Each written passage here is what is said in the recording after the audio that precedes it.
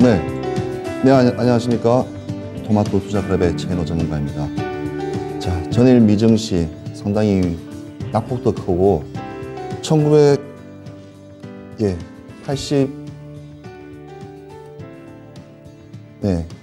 1987년 블랙 먼데이 이후로 이렇게 워낙 큰 낙폭을 보여줬던 증시였습니다. 자, 지난주에 일부 2차 전지 관련주를 시작으로 해서 오늘은 한국 증시의 미래 2부 조선 좀 크게 잡아왔습니다. 조선. 오늘 많은 양이 있을 건데, 조선이라고 그러면 우리가 이렇게 일반적으로 그냥 배 이렇게 생각하시는데, 오늘 한 시간 정도 짧은 시간 한번 보시면서 우리 국내 그다음에 국외 이제 우리 증시가 나가야 될 방향이 어찌 보면 다 모여져 있는 아주 중요한 키포인트라고는 저는 봐집니다. 자, 조선은 대한민국 5대, 한국의 5대 수출 먹거리 중에 또 최고의 한 부분이라고 저는 생각합니다. 첫 번째가 저는 일단은 자동차라고 생각하고요. 두 번째는 반도체입니다. 세 번째는 조선이고요. 그 다음에 조선을 만드는 철강이 있습니다. 그 다음에 이제 다섯 번째는 이제 새로운 2차 전지라고 불리는 이제 세대가 들어왔습니다. 그래서 세계 증시는 녹록지 않습니다. 그리고 심지어는 상당히 경기 악화와 인플레이션 우려로 해서 시장은 지금 상당히 지금 국내 증시도 바닥을 지금 면치를 못하고 있지만 이제 배워야 산다 2%에서 꼭 한번 제가 이렇게 무거운 것을 한번 가지고 나올 필요가 있어서 가지고 나왔습니다. 좀 약간 밝게 봐주시면서 오늘 한번 진행해 보도록 하겠습니다. 자, 이 지도가 보이시죠? 우리 학교 다닐 때도 많이 배웠을 겁니다. 5대양 6대주, 네, 5개의 바다와 6개의 대륙입니다. 그래서 태평양, 인도양, 대서양, 그 다음에 남극해, 북극해로 해서 우리가 이렇게 바다를 보고 있고요.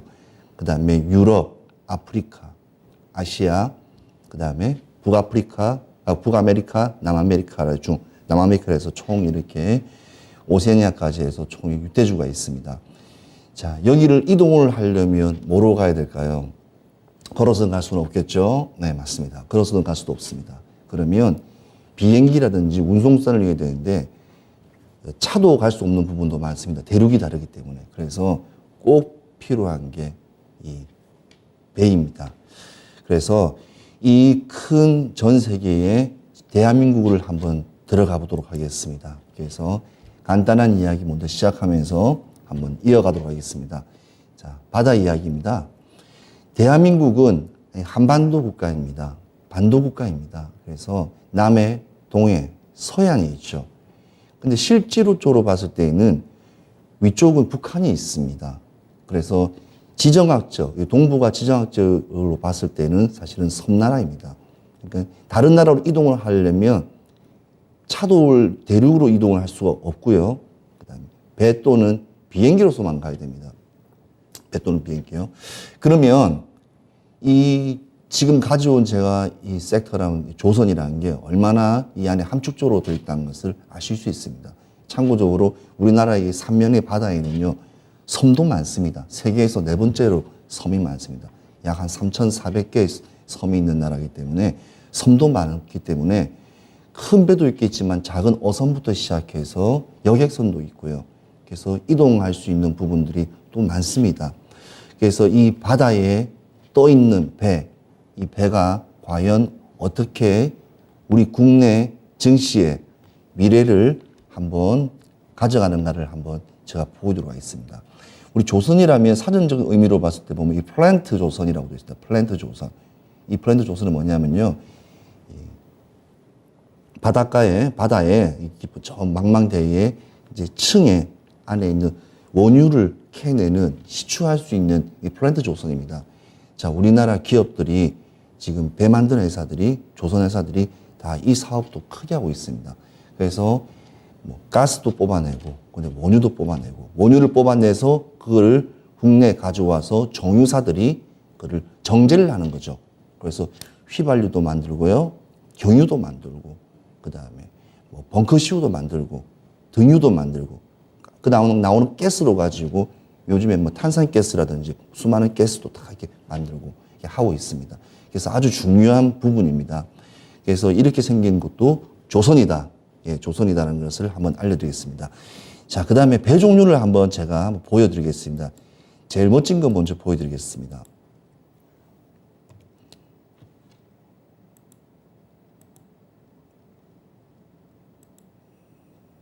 자, 지금 컴퓨터가 잠깐 문제가 있네요. 자, 지금 보시는 이 배, 배 호화 크루즈 여객선입니다. 지금 보시는 이 배가 얼마나 큰가요? 예, 너무너무 큽니다.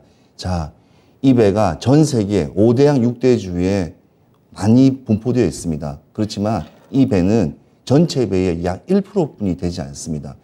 지금 제가 가져온 이 배는 그 미국의 유명한 로얄 캐리비안 크루즈라는 대형 리조트 크루즈입니다.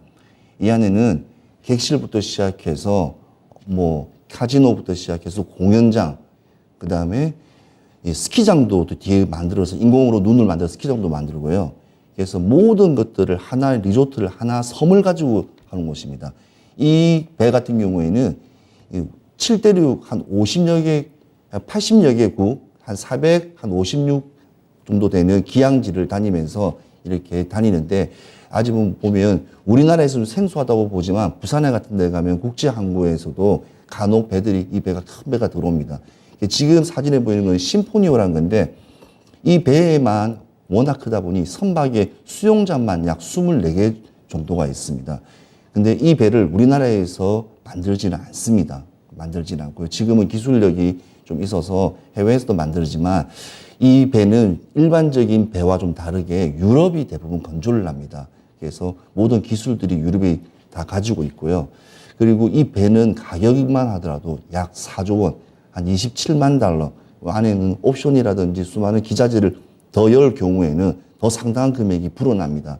그래서 이는 큰 여객선, 이것도 조선이라고도 이렇게 대부분 말 많이 하죠. 자, 두 번째입니다. 우리가 바다에서 많이 볼 수 있는 겁니다. 특히 부산이라든지 뭐 광양, 뭐 인천, 뭐 평택 이런 데 가면 볼 수 있는 배인데요. 멀리서 보니까 저 배가 얼마나 큰지는 대부분 이 규모를 볼 수가 없습니다. 자, 이게 컨테이너 상선이라는 건데요. 이 컨테이너 상선은 이제 대부분 안에 컨테이너를 몇 개를 실느냐, 그게 또 중요한 겁니다. 지금 보면 TU라는 게 있어요. TU. 20피트 컨테이너를 적재 가능한 숫자를 말하는 겁니다. 그러면 21,100 TU급이라면 21,100개의 TU, 20피트 컨테이너를 운반할 수 있는 배입니다. 어마어마하게 크겠죠. 그럼 이 배의 크기가 얼마큼 되냐? 그러니까 길이로 봤을 때는 400m, 폭이 한 55.8m가 됩니다. 그러면 한번 잡아보면 거의 약 한 1kg 채 안 되지만 1kg 정도 되는 배의 둘레를 가지고 있습니다. 어마어마하죠. 그래서 이 배가 전 세계를 다니면서 우리의 수출, 수입을 하는 해운사들이 이렇게 운항을 하면서 하는 건데요. 자, 이거는 우리나라의 삼성중공업이 특화가 되어 있습니다. 그래서 삼성중공업이 특화되어 있고, 세계 지금 바다에 지금 다니고 있는 이 컨테이너 상선의 약 52% 점유율을 하고 있으니까, 작년 기준으로요. 예, 2021년 기준으로 하니까 상당히 우리나라도 참 이 좋은 배들, 큰 배들 잘 만든다는 것을 보실 수가 있습니다. 자, LNG선입니다. LNG선. 예. 우리 말은 지금 가스 때문에 문제가 많죠. 상당히 가스값도 많이 오르고요. 자, 이 LNG선 같은 경우에도 이렇게 생겼습니다. 근데 생긴 게 뭔지 모르게 위에 덮어쓰져 있죠. 그렇지만 그 안에는 큰 방으로 되어 있는 가스를 이렇게 실을 수 있는, 액화천연가스를 실을 수 있는 안에 되어 있습니다. 그래서 밀봉이 잘 되어 있죠. 그래서 지금 이 보여주는 것만 해도 20만 미터 제곱 이상급 되어 있는 초대형 Q 클래스입니다. 그래서 액화천연 가스인데, LNG 운반선인데 척당 가격, 한 배 가격이 3천억 정도 합니다. 3천억. 아까 큰 크루즈 배하고는 좀 다르겠죠. 거기는 워낙 첨단 기자재가 들어가고 좀 상황이 되니까, 여객이니까, 리조트니까요. 이거는 순순히 이제 상선이라고 봐야 되겠죠. 자, 그래서 3천억 듭니다. 3천억도 큰 돈이죠. 우리나라의 주식에 나와 있는 소형주, 스몰캡도 3천억을 대부분 말하거든요. 그러니까 하나의 회사라고 보시면 됩니다. 하나의 큰 기업이 하나 떠 있다. 어마어마한 거죠. 자, 그래서 2022년 초대형 지금 LNG 지금 보는 사진 같은 경우에는 빅 3대가 이제 전체 LNG 선의 23%, 23척, 총 26%를 지금 이렇게 되고 있습니다. 그 중에서도 특화되어 있는 곳이 한국조선해양하고 대우조선해양이 이렇게 수주를 받고 지금 이번에 세척도 받았거든요. 그래서 상당히 우리나라의 큰 효자, 먹거리라고 볼 수 있습니다. 자, 하나 또 다른 걸 보여드릴게요. 자, 유조선입니다. 유조선. 유조선은요, 기름입니다. 기름, 원유를 싣고 오는 겁니다. 그래서 우리가 말하는 뭐 서부 텍사스 중진류, 뭐 브렌트유, 그 다음에 두바이유 하지 않습니까? 그러면 우리나라는 이제 두바이유를 싣고 오겠죠, 근처면. 그러면 저기서 원유를 싣고 옵니다. 약 30만 톤의 원유를 저장할 수가 있습니다. 그러니까 요즘에 배럴당 뭐 서부 텍사스 중진류가 뭐 배럴당 뭐 110불, 뭐 107불 말하지 않습니까? 그 배럴이 그러니까 220만 배럴입니다. 톤수를 계산을 하면. 그럼 220만 배럴이거든요. 저 배에 이제 싣고 오는 겁니다. 근데 지금 배를 아까 계속 보시면 밑바닥이 투톤으로 되어 있습니다. 빨간색으로 페인트가 되어 있는 데를 쭉 배를 보시면 주목하셔야 될 것 같아요. 제가 또 이야기를 한번 드리려고 합니다. 자, 그러면 다음 한번 그림을 보시겠습니다. 세빙선입니다. 세빙선. 세빙 유조선인데요. 이 세빙선 같은 경우에는 남극이나 북극을 이렇게 탐사하는 배들이 깨면서 가지만, 이게 얼음을 깨면서 가지만 이거는 유조선, 기름을 실은 배가 세빙을 할 수 있는 겁니다. 이게 세계 최초로 건조한 곳이 삼성중공업입니다. 그리고 조타실이 넓게 되게 앞뒤로 되기 때문에 양방향으로 이렇게 볼 수가 있게 되어 있기 때문에 상당히 기술적인 측면에서도 우리나라가 상당히 배 하나 잘 만든다는 것을 눈으로 보실 수가 있습니다. 이 세빙선의 유조선도 보시면 투톤, 밑에 바닥은 빨간색, 그 다음 위에는 뭐 다른 남색 또는 검정색으로 해서 디자인이 되어 있죠. 자, 이걸 보실 수가 있고요. 자, 또 특이한 배입니다. 이 시추선이라는 건데 드릴십이라는 겁니다. 그러니까 망망대 바다에서, 바다 한가운데서 배가 시추를 알려서 관을 여서 그 안에서 기름을, 원유를 빼내는 그겁니다. 그래서 바다 밑에 이렇게 원유를 뽑아 올리는 역할을 하는 건데, 그래서 드릴링 파이프 시추관으로 해서 이렇게 굴착을 진행해서 그 안에 진흙 같은 것도 다 빼내고 그 다음에 원유를 빼내는 겁니다. 그래서 특이한 배입니다. 그렇지만 저 배가 밑으로 관을 12km 이상을 밑으로 엮고 빼내기 때문에 어떤 기름을 뽑거나 그다음에 이 해역 자체가 기름이 많이 나올 건가를 예상할 때도 이 원유 시추선을 많이 씁니다. 그래서 그런 거를 보시면 참 배들이 많다. 그걸 보시면 되고, 이 배도 마찬가지로 밑에 보면 빨간색이 있습니다. 좀 특이하죠. 자, 이걸 한번 제가 알려드리겠습니다. 자, 빨간색 페인트는 기초 화장이랍니다. 조선에서는요. 선체 하부에 이제 선체 하부 밑에 보시면 어패류 같은 거라든지 이런 것들을 그다음에 배기 때문에 산화 이제 소금 끼지 않습니까? 바닷물은요. 그래서 부식 방지를 위해서 칠해란 이렇게 방호 페인트입니다. 그 방호 페인트가 이 붉은색입니다. 그리고 선박 표면에 붙은 이제 해양 생물 같은 이렇게 조개 껍질이라는 부유물이 붙으면 어떻게 됐습니까? 엔진을 계속 가동시키면 운항 속도가 줄어들겠죠. 무거우니까요. 그래서 그거를 최대한 붙지 않게 하고요. 그 다음에 그게 없어지면 연료 소비량도 이렇게 줄어들겠죠. 그래서 이게 바로 중요한 부분입니다. 그리고 이 방호 페인트가 칠한 부분을 제외한 그 위에 부분에는 이제 선주들, 우리 배에 해운사들이 이제 원하는 디자인을 해서 이렇게 뭐 H&M이라든지 뭐 이렇게 해서 글을 쓰거나 이렇게 해서 디자인을 자기들이 정합니다.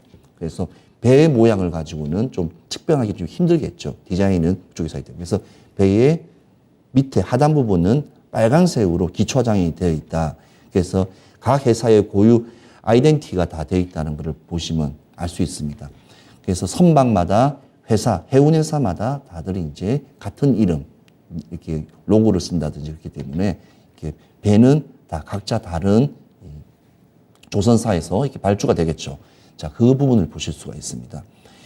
자, 우리나라의 조선, 아까 말씀 배를 만드는 게 바로 이게 기업인데 이 기업들 이 5개 기업이 있습니다. 한국조선해양, 이 중형 또는 대형의 LNG선 운반선에 특화되어 있는 기업입니다. 그리고 현대중공업, 그다음에 삼성중공업, 그다음에 삼성중공업 같은 경우는 아까 사진에서 보시다시피 대형 컨테이너 선에 특화가 되어 있습니다. 그리고 전 세계 시장 점유율도 한 52%, 작년 기준입니다. 한 50% 되어 있고, 그다음에 현대미포조선, 그다음에 대우조선해양, 이게 탑입니다. 그렇지만 제가 호명을 안 한 또 많은 기업들이, 조선사들이 각지에 다 있습니다. 단지 이게 세계를 주름잡고, 그다음에 우리의 외화를 벌어와서 우리 자국의 이익을 증진시키고 주가의 흐름을 바꾸기 때문에 아주 중요한 기업이라고 보시면 됩니다. 자, 조선은 대한민국의 최고의 효자입니다. 제가 아까 말씀드린 5개 수출 효자지만 이 선박은 다 우리가 제작을 합니다. 근데 제작하는 방식이 레고 블럭 쌓는 것처럼 배를 한꺼번에 이렇게 부분을 만드는 게 아니라 이렇게 다 이렇게 설계를 나누어서 붙여서 용접을 통해서 만들어집니다. 그리고 여러 부지라든지 좀 상황적으로 좀 불리한 쪽 같은 경우는 요즘은 왜냐면 해외로 많이 나가는데요. 특히 한진 같은 경우에는 필리핀 수비캉이라고 있습니다. 옛날 미 해군 기지였던 수비캉이라든지 다바오 그쪽에 이제 한진이 지금 들어가서 우리 기업이 들어가서 만들어서 수출하는 경우도 있고요. 국내 증시에 이 조선은 상당한 영향력이 있습니다. 이 배만 하더라도 다 뭐로 만들어집니까? 다 철판, 후판 같은 거 만드는 그래서 포스코라든지 그 수많은 이렇게 강판이라든지 그 다음에 안에 있는 플랜트라든지 관이라든지 상당히 들어갈 게 너무 많습니다. 나열하기도 힘듭니다. 이 시간을 다 소비하더라도 이 조선은 설명하면 상당히 한 10시간 이상 해도 상당히 말을 많이 해도 깁니다. 그래서 이 부분을 좀 제가 좀 간단하게 좀 알려드리려고 말씀을 드립니다. 그리고 수출에 대한 기초 단계입니다. 우리가 뭐를 사오고 팔려 하더라도 그거를 운송해서 보내야 됩니다. 그러려면 배가 필요합니다.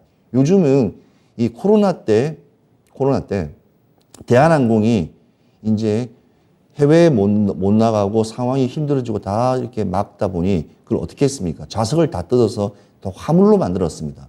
화물로 만들어서 화물로 빨리빨리 이동을 해서 수익을 상당히 많이 냈습니다. 그렇지만 조선은 사람을 태우지 않고 물건과 그다음에 그 원유를 싣고 가기 때문에 그 점이 좀 다르다 보시면 돼요.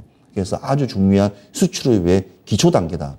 그다음에 선박을 건조하면 일단은 철판이 들어가지 않습니까? 철판. 이 철판에 이 배의 전체의 비중이 보통 20% 정도 차지해요. 철판만. 그래서 아까 말씀드렸던 우리나라의 5개 중에 이 철강도 관련되어 있는 비중이 상당히 크기 때문에 꼭 중요한 포인트라고 보시면 되고요. 그다음에 페인트 등 각종 도료들이 상당히 많이 들어갑니다. 아까 말씀드렸던 큰 배 같은 경우에는 거의 한 바퀴 도는 길이만 해도 약 900m, 한 1km 정도 되기 때문에 그 페인트를 다 칠한다 생각하면 도료 같은 걸 칠한다면 상당하겠죠. 그래서 이거는 상당한 우리의 기업들이 어찌 보면 상당한 주가의 흐름과든지 수출에 상당히 기여하는 부분이라고 저는 말씀드리고 싶습니다. 그리고 제가 말씀드리고 싶은 이 제일 중요한 것 중에서 이 국내 조선은 이 플랜트나 석유를 시충하는 이 조선은 상선, 여객선, 특수선박, 여러 선박들이 많습니다. 여러 선박들이 많은데 제가 오늘 아까 그림에서 나온 걸 대충 보시면 우리나라의 제일 중요한 선박, 수출 선박을 제가 말씀드리고 싶어서 지금 말씀을 드리는 겁니다. 근데 국내 기업 같은 경우에는 이 크루즈선 같은 경우에는 그다음에 호화 요트 같은 이런 건조한 경험이 좀 적습니다. 경험이 적기 때문에 그쪽으로는 수출적인 기반이 조금 약하지만 이 다른 상선 같은 경우에는 수출 효자 부분이기 때문에 또 최대 건조 실적을 가지고 있고 해외에서도 우리가 그냥 탑이라고 보시면 됩니다. 그래서 그 부분이 지금 제가 말씀드리는 이 부분이고요. 그러면 조선사와 기자재 이 업체 중 어떤 곳이 좋을까라는 것을 제가 간단하게 했습니다. 자, 선사가 상승을 하면서 성과가 상승하면서 이 실적 개선이 기대감이 컸습니다. 그러면서 조선업적과 긍정적인 시각을 유지하고 있는데요. 과거의 수주 장고에 비해서 우하향하는 이 시점을 보이고 있습니다. 그리고 실적 개선 정도 자체가 조선업계보다는 이제 조선 기자재, 그러니까 배에 들어가는 여러 가지 부품을 납품하는 밴더 업체들이 실적이 더 좋고 있습니다. 그래서 그 부분을 보면 지금 조선사보다는 기자재 관련된 부분이 조금 강하다는 것을 좀 볼 수가 있고요. 수익률도 수주가 감소하는 시기에는 또 기자재는 계속 납품을 하게 되고 또 다소 또 우위에 더 찾아오고 있습니다. 그 다음에 제일 중요한 거는 긍정적인 지금 시각입니다. 제가 그거를 이제 슈퍼 사이클적인 부분에서 제가 말씀을 드릴 건데요. 그 다음에 성과가 지금 계속 상승을 하고 있습니다. 그 상승한다는 기준은 원자재 값도 상승하고요. 두 번째는 원달러에 또 관련되어 있는 부분이 또 강합니다. 그래서 우리는 달러로 대금을 받기 때문에 그런 부분들 다 포함해서 실적 개선에 상당히 유리하다고 보시면 됩니다. 그래서 조선사와 기자재 업체를 봤을 때 지금 당장은 뭐가 좋냐면 기자재가 일단은 지표적으로 봤을 때도 상당히 유리합니다. 그래서 보통 5개의 조선사와 기자재 7개사들을 상대적인 수익을 이렇게 한번 보더라도 그래프를 보더라도 지금 보면 이 빨간색이 7개의 이제 기자재 회사들입니다. 그래서 그 회사들이 좀 더 강한 모습을 좀 보여주고 있습니다. 그래서 기자재가 지금은 좀 유리하다. 그래서 그 점을 또 한번 알고 지나가는 포인트로 보시면 되겠습니다. 자, 조선업. 자, 슈퍼 사이클입니다. 저는 감히 슈퍼 사이클이라고 저는 말을 드리고 싶습니다. 왜 그러냐면 역사적으로 봤을 때 이 주요 이제 제일 중요한 이제 시간적인 배경입니다. 보통 배는 한번 만들면요 20년, 30년을 씁니다. 근데 보통 평균 20년을 씁니다. 차도 10년을 쓰듯이요. 그러면 배가 언제부터 이제 발주를 시작했냐 그걸 계산하면 딱 지금 시점이라고 봐집니다.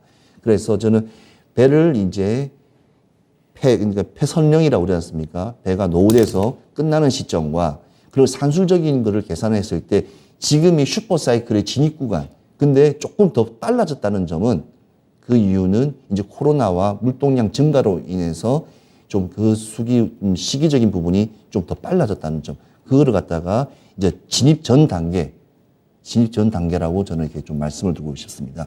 그럼 그에 대한 도표를 가지고 왔는데요. 그러니까 2002년부터 2004년부터 시작해서 지금 막대 그래프를 보시면요. 쭉 상당히 커져나가고 있습니다. 그러면 아까 말씀드렸던 교체 시기 20년을 기점으로 하면 2024년, 지금이 2022년이니까요. 2년 후부터 해서 교체 발주 시작이 계속 이제 이어져 나갑니다. 상승폭이 계속 커져 나간다는 거죠. 자, 그런데 지금 코로나 때문에 좀 더 빨라졌습니다. 올해도 지금 많이 수주를 많이 했거든요. 그래서 그런 부분에 대해서 계산을 하게 되면 이 전체 선박 수주의 추이 자체가 상당히 이제 사이클 시기에 진입을 했다는 것을 이 표로도 좀 알 수가 있습니다. 자, 지금 이 첨단화된 생산 능력과 이 상황에 이제 LNG라는 기관에 대해서 조금 말씀을 좀 드리겠습니다. 자, 유조선이라는 것은요, 유조선은 환경 규제의 대상이 됩니다. 그리고 일반적인 우리 컨테이너도 마찬가지고 하면 이 바다에서 내뿜는 매연들이 상당합니다. 그 매연이 보통 일반적으로 지금 바다의 큰 배 기준으로 해서 15개의 배와 지금 전 세계 다니는 자동차와 거의 맞먹을 정도로 벙커시우라는 것을 쓰기 때문에 상당히 조금 매연들이 상당히 많이 나와서 이거를 규제를 하지 않으면 이제는 힘들어집니다. 그 말은 무슨 말이냐면 선진국이라든지 미국이라든지 이런 경우에는요, 근처에 진입을 하지 못하게 합니다. 그러면 벙커시우를 쓰는 이제 그 연료 장치를 이제 좀 친환경적인, 완전 친환경적이지 않지만도 LNG 기관으로 만들어지는 그걸 만들어서 지금 써야 될 상황입니다. 그런데 전 세계 선박 회사 이제 기구법의 IMO에 따라서 기준을 이제 맞춰놨습니다. 그게 바로 황산화물입니다. 아까 말씀드렸던 큰 배, 전 세계에서 제일 큰 배 15대가 내뿜는 거와 전 세계 자동차가 내뿜는 황산화물이 오히려 배가 더 많습니다. 얼마나 나쁜 것들이 나온다는 거죠. 그걸 3.5에서 이제 0.5로 대폭 축소를 시켰습니다. 그럼 그 말은 이제 벙커 시유를 때는 기름 빼는 우리 해역으로 오지 마라. 그 다음에 이제 ECA라고 해역인데 그 구역만 이제 황산화물 함유량만 0.1 그러니까 LNG 기간 선박선만 들어오랍니다. 그럼 그 지역이 어디냐면 미국의 동부해, 서부해, 그 다음에 유럽의 발칸이라든지 유럽 판도입니다. 그럼 그 안에 들어가려면 LNG 기관선 아니면 들어갈 수가 없습니다. 그래서 아까 말씀드렸던 첨단 엔진의 능력이 지금까지 기름으로 되었던 차로 비교하자면 차가 아니고 이제 LNG 기관으로 바꿔야 됩니다. 그러면 그 안에 있는 이제 에너지 저감 장치부터 시작해서 수많은 이제 기관들이 바뀌다 보면 기술력으로 승부해야 되겠죠. 그거가 우리가 다 기술력이 높기 때문에 제가 슈퍼 사이클에 들어왔다고 제가 말씀을 드리는 겁니다. 자, 그 황산화물 같은 경우에는요, 왜 그게 진짜 중요하냐면 미세먼지를 일으킵니다. 그리고 오존층도 이렇게 파괴시키고, 그 다음에 산성비를 내리게 합니다. 그럼 그런 큰 배가 와서 그 자국의 환경을 갖다가 나쁘게 만들면 당연히 못 오게 하죠. 그래서 그런 부분이 아주 큽니다. 법 때문에 배가 바뀌어진다고 보시면 됩니다. 그러면 어떻게 우리가 준비를 해야 될까요? 이제는 기술력입니다. 자, 지금 보이시는 이 LNG 대형 유조선을 한번 안에 내부입니다. 이거는 이제 LNG를 가지고 올 때 그 안에 내부입니다. 이 안에 있는 참 내부도 보면 엄청 크죠. 자, 이것도 기술입니다. 근데 중요한 건 이 기술은요, 우리 기술이 아닙니다. 우리가 배를 그렇게 만드는데도 이 배의 전체의 로얄티 5%를 프랑스의 GTT 엔지니어링한테 줘야 됩니다. 선박 가격의 5%를. 근데 이 기술이 얼마나 중요한 기술이냐면 이 LNG를 많은 양을 넣고 그 다음에 마이너스 162도의 초저온을 유지해야 됩니다. 그 다음에 태평양, 대서양, 인도양을 다니며 큰 파도, 여러 가지 기후적인 상황, 그런 날씨들을 고려해서 충격과 안전하게 그거를 배를 지탱해야 됩니다. 그 기술이 프랑스에 있습니다. 그래서 지금 우리도 지금 계속 이쪽 분야를 계속 연구하기 때문에 조만간에 이제 국산화 될 것으로 이제 믿고 있습니다. 자, 아까 보던 LNG 이중 연료 추진선을 한번 이렇게 보자면요. 이 LNG 추진선 같은 경우에 큰 배를 만들려면 제일 중요한 거는 이 탱크 압력과 온도 기술이 되게 중요합니다. 탱크 압력과 온도 기술. 그러니까 그 LNG 연료를 쓰는 탱크입니다. 연료를 쓰는 엔진 탱크. 그 다음에 그 연료를 쓰는 엔진이 온도가 높아버리면 폭발하기 때문에. 그래서 그게 기술인데 그런 기술들이 우리나라가 다 가지고 있다고 보시면 됩니다. 그리고 계속 연구 중이고 좀 선박을 계속 만들어지고 있으니까요. 그 다음에 추진 장치가 잘 되기 위해서는 기술력을 요구하는데 우리나라는 해양대학부터 시작해서 모든 학사과정부터 시작해 잘 되어 있습니다. 그리고 수많은 조선에 관련되어 있는 기업들이, 연구소들이 많이 되고 국가 사업입니다. 정책 사업입니다.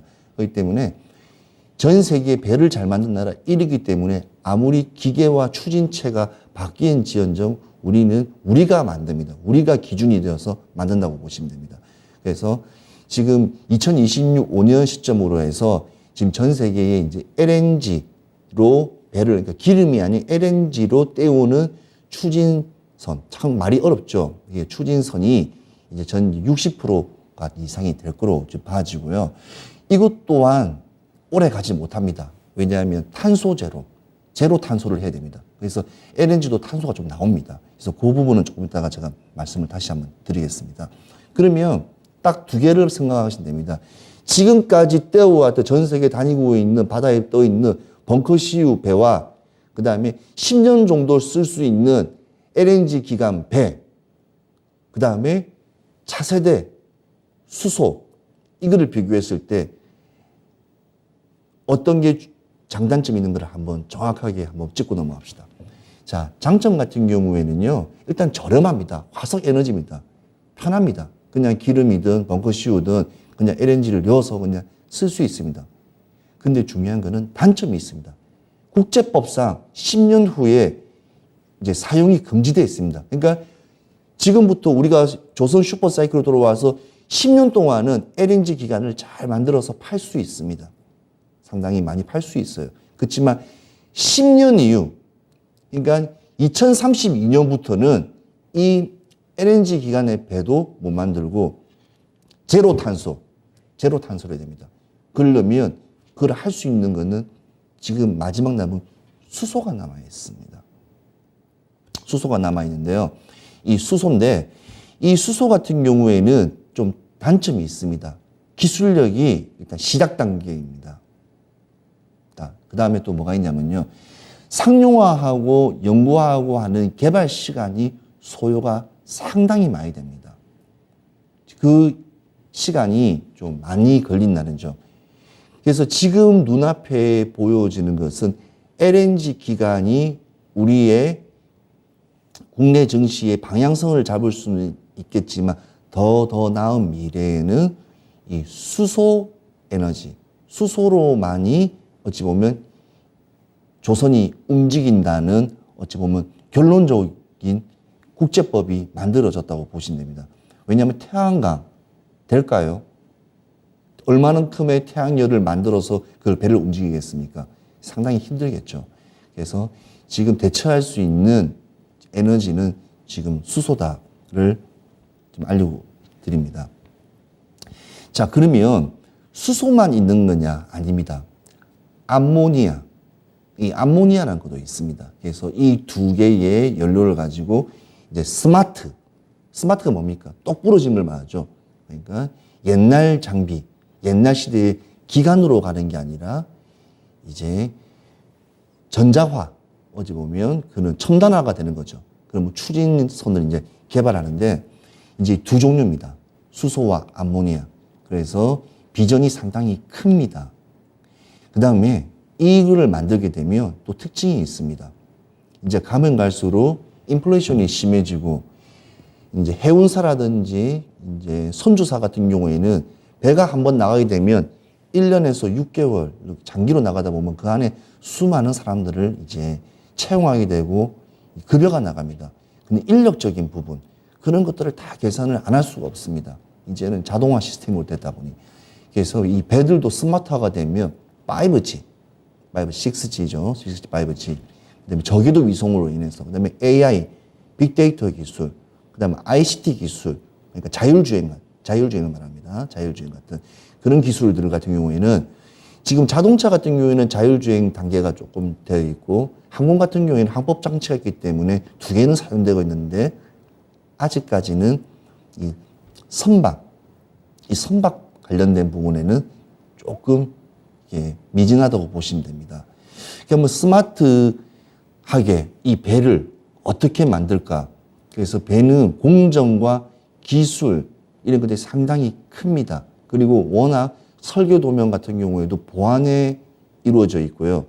그다음에 배의 일부분들을 다 만들어서 가져와서 조립을 하고 나면 다시 도크에서 내보내서 시운전도 해보고 그리고 난 뒤에 이제 선주에게 또 이렇게 보내지기도 합니다. 그래서 그런 여러 가지 부분이 있기 때문에 조선이라는 것은요, 꼭 배만 보시면 안 됩니다. 조선만 배만 보는 게 아니라 항만도 봐야 되고 큰 항구도 많아야 됩니다. 그래서 항만에서 나오는 또 여러 가지 수익 극대화, 그래서 많은 비즈니스와 얽혀 있는 부분들이 상당히 큰 업황이라고 보시면 됩니다.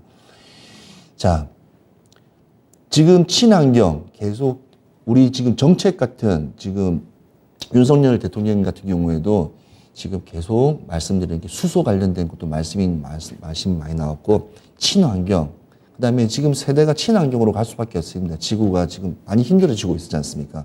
그래서 이 스마트 수소 내연기관 이런 부분들이 그러니까 LNG 시대가 이제 마주옵니다. 근데 아직까지도 어업이라든지 일반적인 소규모 배 같은 경우에는 대부분 이렇게 작은 어선 같은 경우에는 아직까지도 이렇게 벙커시우라든지 기름을 떼서 이렇게 대부분 운행을 하고 있고요. 그렇지만 계속 앞서 나가는 이제 시대에는 이제 탄소 제로 시대에 이제 다가옵니다. 그래서 탄소 규제, 그래서 법적인 부분, 조선 하나만 가지고만 하더라도 이는 이 친환경정 관련돼 있는 탄소 관련주 탄소 관련주들도 연결되어 있고요. 그 다음에 아까 말씀드린 스마트 선박, 차세대 스마트 선박 관련된 것도 연결되어 있습니다. 뭐 자율 운항이라든지. 그래서 수많은 업종에 다 연결되어 있기 때문에 자동차, 항공, 배는 일단 운송입니다. 그래서 어찌 보면 다 한꺼번에 오려는 패키징적인 바스켓 역할을 하기 때문에 우리의 주가의 향방에도 조선만 아니더라도 충분히 부가적으로 기자재 업황들이 더 많이 더 좋아질 거로 이렇게 보여집니다. 자, 지금 보이는 것은요, 스마트 선박 자동화 단계입니다. 지금은 2단계라고 보실 수가 있습니다. 지금은 1, 2, 3, 4, 5단계가 있는데 최종 단계는 완전한 자율주행입니다. 그러니까 자율주행은 자동차겠죠. 자율운항이라고 해야 됩니다. 자율운항인데 이 운항은 이제 5단계고 지금 수준으로서는 2단계입니다. 그러면 배도 스마트화가 되려면 여러 가지 통신이라든지 아까 말씀드렸던 그런 부분들이 다 받쳐지는데 2단계 같은 경우에는 시스템을 이제 제어하고 그다음에 관리자가 직접 이렇게 간접적으로 이렇게 다 컨트롤이 다 가능합니다. 이제 그때부터 이제 사람의 손이 나오지 않고 기계와 전산화 시스템으로 해서 자체적인 제어, 특이사항이 발생하거나 또 상황이 생겼을 때 원격적으로 셋업도 되고, 그 다음에 완전한 이제 배와 이제 거기 있는 통신 쪽에 있는 사람과 연결이 되면서 이제 상황 보고도 가능하고요. 이제는 끝나고 나면 위성까지 다 도달하게 되면 아예 완전 자동화. 그냥 버튼만 누르면 이 배가 부산항에서 저 미국 샌프란시스코 항까지 그냥 가버립니다. 가는 길에 수많은 태풍과 그다음에 최대한 짧은 노선으로 가야지 당연히 뭐 이렇게 연료도 적게 들겠죠. 그런 것들을 계산을 다 해서 사람도 싫지 않고 그런 시대가 다가왔다고 저는 봐지고 있습니다. 그런데 지금 이 자율운항, 아까 수소도 말씀드린 자율운항 같은 경우에는 지금 기술 단계, 지금 연구하고 있는 단계가 지금 우리나라에 이제 3개 회사가 크게 있습니다. 지금 도표를 보시면요. 한국조선해양. 네. 한국조선해양을 먼저 말씀드리겠습니다. 2025년까지 완전 자율운항 가능한 기술 목표를 지금 하고 있습니다. 그러니까 지금 3년 남았다고 보시면 돼요. 3년 동안 완전 자율운항이 이제 한국조선해양이 가질 수 있는 기술이라고 어떻게 보시면 되고요. 이제 최종 목적이 이제 목표니까요. 근데 대부분 목표는 기업이 원하는 목표는 대부분 근사체가 다 갑니다. 자, 삼성중공 같은 경우에는 지금 자율운항 보조 시스템부터 이제 상용화 돼서 2030년까지 완전 무인 자동화, 자율운항으로 우린 사람이 필요 없다. 마우스 클릭 하나로 다 간다는 이제 한 8년 남았죠. 8년 정도가 되면 이제 우리가 보던 놀라운 시대가 삼성중공업에서 열린다고 보시면 되고요. 대우조선해양 같은 경우에도 지금 자율운항 관련되어 있는 대형 상선들을 이제 출시하는 목적으로 지금 하고 있습니다. 좀 그게 바로 이 특징인데요. 그러면 배를 만드는 회사가 왜 계속 이 자율운항 선방에 관심을 가지고 이 먹거리를 갖다가 가져가냐. 이제는 배만 만들어서는 되지 않는다는 것을 이제 대형사들이 이제 알고 있는 겁니다. 저는 지금 이 이야기하고 싶은 이야기가 뭐냐면 노르웨이의 홍스버그사라고 해서 세계 최초로 무인 자율 이제 운항 선박이 아라 버클랜드호라고 해서 작년에 실제로 이 배가 나왔습니다. 그래서 그 부분을 이제 좀 말씀드리고 싶은 이유는 뭐냐면 실제로 노르웨이에서는 이렇게 선사가 했기 때문에 우리도 전 세계의 조선 1위인 국가가 우리 기술이 표준화가 되어 있습니다. 그럼 표준화가 되어 있는 배가 표준화 시스템에서 운행되면 당연히 탑5 이 회사들이 세상을 지배해야 된다고 저는 봐집니다. 그래서 지금 이 회사들은 배를 만들지만 자율운항까지 같이 되어 있는데 이 라이다라는 게 뭐냐면 배와 배가 또 가까이 올 수 있지 않습니까? 그는 라이다. 그러니까 지금 자동차로 말하면 애플카와 지금 추구하고 있는 지금 테슬라 같은 그런 자동차와 동일한 배도 바다에서 이렇게 카메라를 이용해서 사물 인지하면서 하는 그런 시스템들을 다 한다는 거죠. 그다음 배가 인근에 지금 도착하게 되면 또 뭐가 있을까요? 배에 정박을 하려면 붙여야 되지 않습니까? 그러면 지금까지는 모든 배들은 도선사라고 해서 도선사가 배가 와서 이 도선사가 접안을 하고 이렇게 이안을 하는 게 시스템이 되어 있습니다. 근데 그런 것도 없어지는 겁니다. 알아서 자동차로 말하면 주차가 자동적으로 들어간단 말이죠. 그 다음에 이제 원격 모니터 제어가 되는 거죠. 예, 근데 사람이 없다, 안에. 배에 사람이 없다. 지금같이 저 아프리카 같은 데 해안 가게 되면 이렇게 인질극 같은 게 많지 않습니까? 사람을 이제 배를 상대로 하고 사람을 상대로 해서 이렇게 돈을 원하는 그런 인질극 사태도 없어지기 때문에 그런 부분도 또 좋게 봐지고요. 일단은 첨단 상황이 하늘에 있는 위성부터 시작해서 GPS부터 시작해서 5G, 6G의 통신적인 체제와 카메라 렌즈, 그 다음에 라이다 기술, 그 다음에 배에 있는 기관이 이제 수소까지 첨예이 된다면 이거는 세상은 놀라진다고 바다에서 떠다니는 어떤 무인선이라고 부어집니다. 근데 이런 기술들을 실제로 배가 만드는 이 회사들이 지금 하고 있고요. 일단은 목적을 봤을 때는 일단은 제일 중요한 거는 배가 이제 잘 다른 선진국인 이제 배가 우리나라가 제일 잘 만든 나라지만도 그래도 중국하고 일본하고 계속 경쟁을 해오고 있는 사실이지 않습니까? 이제 앞서 나온 선두 지휘권을 이제 받아가기 위한 좀 목적이라고 보시면 되겠습니다. 자, 그리고 이 수소에 관련돼 있는 관련 정책 관련주를 조금 제가 알려드리겠습니다. 제가 이 방송이 끝나고 나면 지금 제가 조선을 말씀을 드리다가 수소와 자율주행, 그 다음에 중간에 있는 LNG 기관, 이게 워낙 파트가 워낙 이렇게 다양화가 됐기 때문에 시청자분께서는 사실 이해하기가 딱 파트별로만 이해하시는 게 더 빠르실 거로 됩니다. 왜냐하면 이 시간이 1시간 안에 이거 알려드리기에는 좀 다소 좀 촉박한 부분은 사실 없잖아 있습니다. 그래서 우리가 종목적인 부분에서 봤을 때 이 수소에 관련된 부분은 한국가스공사, 일진솔루스, 그 다음에 SK가스, 두산퓨얼셀, 그 다음에 효성, 그 다음에 코롱인더가 이 수소에 관련되어 있는 종목입니다. 그러니까 조선이 계속 앞으로 발전이 되면 이 종목도 같이 동반으로 같이 보시면 되고요. 자, 또 하나가 있습니다.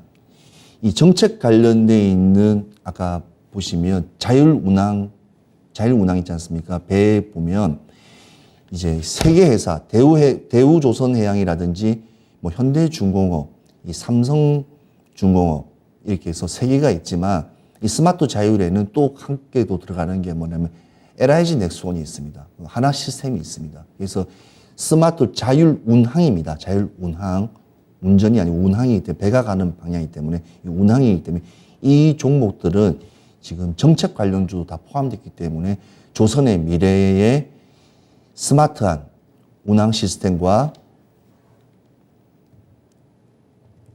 그 다음에 제가 말씀드렸던 수소, 이 한국가스공사, 일진솔루스, 그 다음에 SK가스, 그 다음에 두산듀셀 같은 효성인더 같은 이런 수소 관련주들.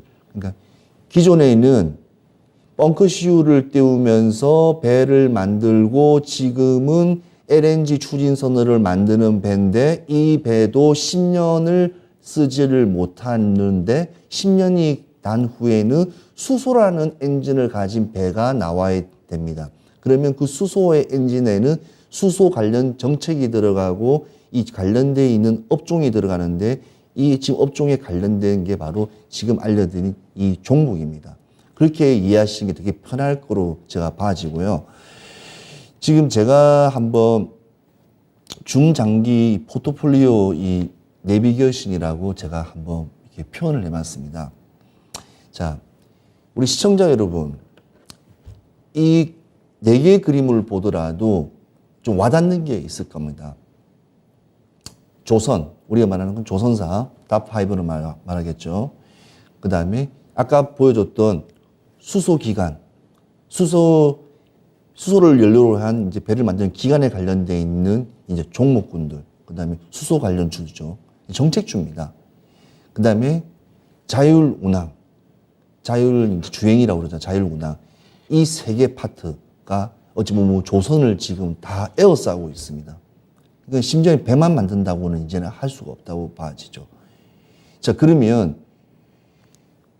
포트폴리오에 가지고 계신 종목 중에서 지금 무조건 이 세 개에 해당되는 거는 하나는 가지고 있어야 됩니다. 자, 그게 바로 지금 미래입니다. 조선의 슈퍼 사이클이 돌아왔습니다. 돌아왔으면 지금 준비해야 되고요. 정책주들은 계속 정책을 내고 있습니다. 그러면 늦기 전에 지금부터 시장이 약간 하방으로 떨어졌을 때 이 종목군들을 잘 살펴서 어떤 게 자동차, 2차 전지, 그 다음에 이 자율주행 모든 여러 가지 이 돌아가고 있는 순환되고 있는 섹터에서 같이 연관성을 같이 묻어가면서 어떤 종목이 올라갈까 하는 것은 지금 제가 넣어 있는 조선 수소기관 자율운항 이것만 하더라도 한꺼번에 나옵니다. 다른 건 한 종목만 있습니다. 한 종목만. 저는 이 한 종목을 저는 왜 꼭 말씀드리냐면 자식에게 물려줄 수 있는 종목이라고 봅니다. 이 안에 있는 종목은요. 자식에게, 자녀에게, 후세에게 물려주는 종목. 그러니까 우리의 미래입니다. 제가 주제 자체도 큰 주제, 이 국내 증시의 미래적인 부분으로 제가 접근했던 부분입니다. 자, 5대양 6대주, 지금 이 넓은 바다에 수많은 우리의 조선의 배들이 떠다니고 있습니다. 그리고 수리도 하고요. 필요한 선박에 관련된 기자재도 들어갑니다. 그런 거를 쓰면 쓸수록 우리의 주가라든지 국가의 경쟁력은 계속 강화됩니다. 그리고 요즘 같은 코로나 전 세계 팬데믹 상황에서는 물류적인 부분도 상당히 오르고 또 해운사들도 선주들도 수많은 배들을 많이 지금 우리에게 와서 노크를 하고 있습니다. 전에마저도 저가인 중국을 노렸고요. 그 다음에 조선은 일본은 지금 하향기를 면치 못합니다. 근데 국내 조선사들은 계속 세계에 선두에 서면서 당당히 바다에서 자랑을 하고 있습니다. 자, 그러면 우리 시청자님께서는 제가 말씀드린 이 배, 조선의 수많은 것 중에서 하나를 찾으셔야 됩니다. 하나를 찾으시면 이 슈퍼 사이클이라 불리는 이 20년, 10년 만에 오는 이 슈퍼 사이클에, 조선의 슈퍼 사이클에 우리는 들어갈 수가 있는 겁니다. 자, 대한민국에는 수많은 업종과 수많은 게 있지만 제가 배워야 산다는 종목을 2차 전지부터 시작해서 오늘 조선이었습니다. 그 다음에 다음 세트는 오늘 못다한 이야기에 관련되어 있는 다시 말씀을 드리겠지만 여러 가지 부분은 뒷부분 제가 이 방송이 끝나고 나면 이제 토마토 투자 클럽에 들어오셔가지고 공개 방송을 바로 진행하겠습니다. 그래서 들어오셔서 한번 설명 들어보시고요. 못다한 이야기는 제가 또 3부에서 또 이루어지는데요. 이 지금 조선이라는 이 시작 단계는 이 배가 슈퍼 사이클에 20년, 30년 계속 나가면서 한 번씩 오는 시기적인 부분입니다.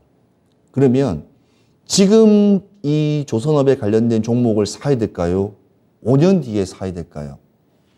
제가 가져온 이 차트에도 보더라도 시점 자체가 지금 큰 시기가, 큰 장대가 보이는 곳이 딱 10년 주기입니다. 그러면 2002년, 3년부터 작은 장대가 생긴 시점부터 시작하면 10년이면 지금 내년 시점입니다. 큰 시점이죠. 또 그 다음 해는 더 커집니다. 또 커지고요. 그렇기 때문에 지금 최고의 수익과 국내에 어찌 보면 흔들리는 경제를 다시 한 번 더 이끌어 나갈 수 있는 게 조선입니다. 그리고 배가 많이 만들어져야지 철강 산업도 상당하게 커져 나간다고 보시면 되고요. 그래서 이 부분을 오늘 다시 한번 보시면서 이 조선이 앞으로 나가야 될 미래, 성장성, 방향, 그 다음에 우리에게 주는 이 메시지가 뭔지를 다시 한번 더 한번 보시면 좋겠습니다. 이 조선이란 이 업황은 상당히 좀 표현하기 힘든 겁니다. 그래서 제가 많은 사진을 좀 보여드리면서 시청자 여러분께 배에 대한 부분을 좀 말씀드리는데, 아무튼 단순하게 지금 5대양 6대주에는 수많은 우리나라의 배들이 떠 있습니다. 그래서 그것만 해도 자부심을 가지시고요. 지금 시장은 어렵습니다. 날로 지금 올 하반기까지도 계속 이 악재, 원달러 상승부터 시작해서 유가 상승분, 그 다음에 인플레이션, 이 모든 악재, 전쟁 리스크부터 모든 악재들이 없어지지 않은 한은 녹록치가 않는 시장이 계속 연출되고 지금 봐집니다.